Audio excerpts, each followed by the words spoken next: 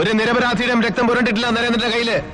എന്നിട്ടും ഒറ്റ മകൻ കസ്റ്റഡിയിൽ മരിച്ച ദുഃഖം ഇനിയും കുടിച്ചു തീർത്തിട്ടില്ലാത്ത ഹസൻ മൊയ്തീന്റെ വൃദ്ധരായ ഉമ്മയ്ക്കും പാപ്പയ്ക്കും എന്റെ തുച്ഛ വരുമാനത്തിൽ നിന്ന് ഇപ്പോഴും മുറതെറ്റാതെ ഒരു തുക എത്തിച്ചു കൊടുക്കുന്നുണ്ട് നരേന്ദ്രൻ. ഓരോ മാസത്തിലും. ഒരു കുറ്റബോധമില്ല നരേന്ദ്രന്. But you have frustrations, you are scared. അതുകൊണ്ടാണ് നീ എന്നെ വിളിപ്പിച്ചത്.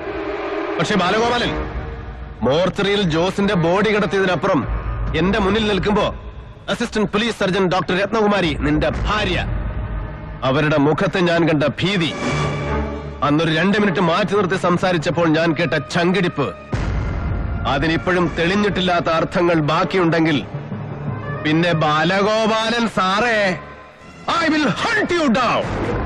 നിന്നെ വേട്ടയാടി പിടിക്കും. നരി, അനിമൽ. അന്ന് നിന്റെ തലയിലിരിക്കുന്ന തൊപ്പി, എന്റെ ഭിക്ഷ, നിന്റെ IPS, അതിന്റെ അലങ്കാരങ്ങൾ, നക്സലൈറ്റ്സ്, ആലഭാരങ്ങൾ അഴിച്ചു വെപ്പിക്കും നരേന്ദ്രൻ, ഓരോന്നോരോന്നോരോന്നായിട്ട്. അതേടാ, അതിനു മുമ്പ് എന്റെ തൊപ്പി നീ അഴിച്ചു വെപ്പിക്കുമെങ്കിൽ then come on, do it. Prove your balls, you should dare. You should dare.